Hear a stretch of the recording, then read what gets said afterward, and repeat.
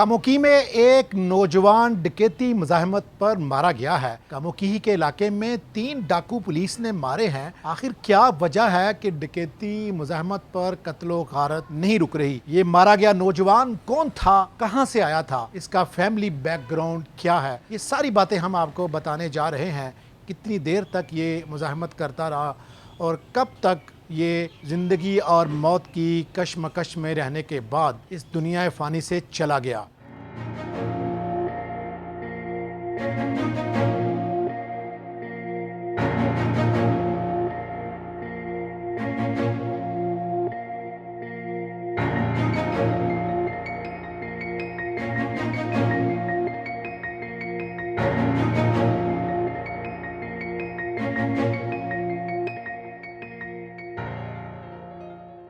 मैं हूं हाफिज शाहिद मुनीर। नाज़रीन, हम बात कर रहे हैं कि कामोकी के इलाके में कल रात डकैती मुजाहमत पर एक नौजवान जिसका नाम अली हसन है, उसकी उम्र 24 साल है और ये चंद रोज़ कबल ही इराक़ से यानी बैरून मुल्क से ये मेहनत मजदूरी करके चंद पैसे लेकर आया था। कल रात ये कामोकी के एक पेट्रोल पंप पर अपने दोस्तों के साथ बैठा हुआ था और ये पेट्रोल डलवाने के बाद घर की तरफ जा रहा था कि आलमगीर रोड के ऊपर गली में बैठे हुए 2 लोगों ने इसको रोक लिया। ये सारा वो बयान है, नज़ई बयान है जो इस मकतूल ने, इस मज़लूम ने जो डकैती मुज़ाहमत पर मारा गया, जिसकी मोटरसाइकिल भी डाकू छीन कर ले गए, उसने सुनाया। कल रात उसको जब डाकुओं ने रोका है तो उसने पैदल डाकुओं के साथ मुज़ाहमत शुरू कर दी है। जब उसने देखा है कि डाकू 2 हैं और वो गुत्थम गुत्था हो गया, लेकिन इस दौरान एक डाकू ने बंदूक निकाल ली और उसको मारना पीटना शुरू कर दिया और इस बंदूक के खौफ से वो भागा और डाकू ने पीछे से उसको फायर किया जो उसकी कमर से होता हुआ सीने से निकल गया और फिर उसके बाद वो गिर पड़ा। डाकुओं ने इससे मोटरसाइकिल छीन ली, इसका मोबाइल छीन लिया, इसके पैसे छीन लिए और आराम से मौका से फ़रार हो गए। गोली की आवाज़ सुनने के बाद चूँकि इसका शोर गुल शुरू हो गया था, ये तकलीफ़ से कर्रा रहा था, तो आलमगीर रोड के महल्लेदारों ने, इस गली में ये वाक़या पेश आया, उन्होंने इसको उठाया और हस्पताल में पहुंचाया, जहां पर इसने अपने नज़ई बयान में ये सारी कहानी सुनाई और रात सारी वो ज़िंदगी और मौत की कशमकश में रहा। इससे पहले कि हम ये बताएं कि इससे कितना माल लूटा गया है, हम ये बताते चलें कि कामोकी के सर्कल के अंदर एमनाबाद के इलाके में 3 डकैती मुज़ाहमत हुई हैं।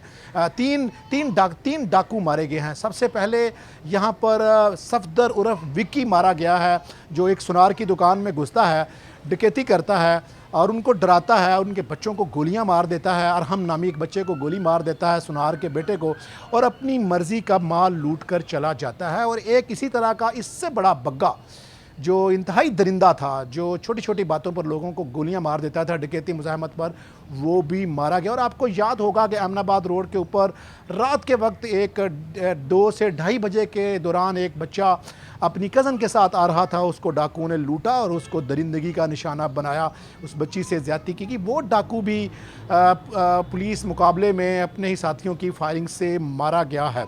अब सवाल ये पैदा होता है कि क्या कानून की रिट कायम नहीं हो सकी?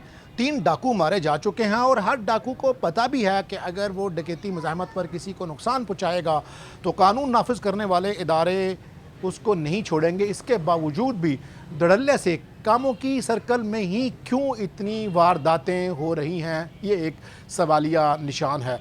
हमारी पुलिस के आला अफसरान से ये जो बच्चा 22 साला अली हसन जो डकैती मुज़ाहमत में मारा गया, उसके बारे में बात हुई है। वो 3 भाइयों में सबसे छोटा भाई था, उसकी एक बहन है, शादीशुदा है।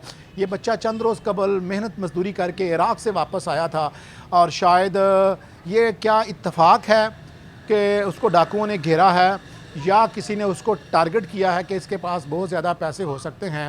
पुलिस इन सारे पहलुओं पर तफ्तीश कर रही है और पुलिस के आला अफसरान का दावा है कि जिस गली में ये एक गली में जिसमें वारदात हुई है, वहाँ से उन्होंने CCTV ले लिए हैं और वो डाकुओं के पीछे हैं। बहुत जल्द डाकू अपने अंजाम को पहुँचेंगे, लेकिन इस मुल्क के अंदर मुआशी हालात वैसे ही बहुत ज़्यादा बुरे हैं। हर कोई यहाँ पर साहिब हैसियत भी बदहाली का शिकार हैं खुशहाली नाम की चीज़ हमसे कोसों, मईशत हमसे बहुत दूर जाती जा रही है कि उसके सर्वाइवल के भी चांस हों। यही वजह है कि माशरे में इस तरह की बदअमनी फैलती जा रही है कि हर दूसरा शख्स लूटने की कोशिश कर रहा है, लेकिन ये सलूशन नहीं है। माशरे डकैतियों पर नहीं चलते, लूट मार पर नहीं चलते।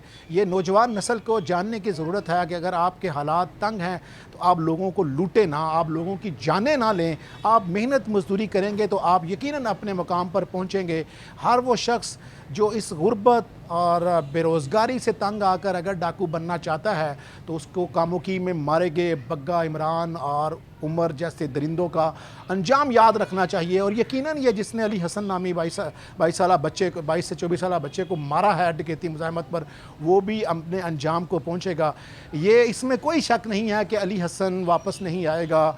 लेकिन जब इस तरह के दरिंदे अंजाम को पहुँचते हैं तो घर वालों को कम से कम इतना रिलीफ ज़रूर मिल जाता है कि उनको इंसाफ मिल गया है।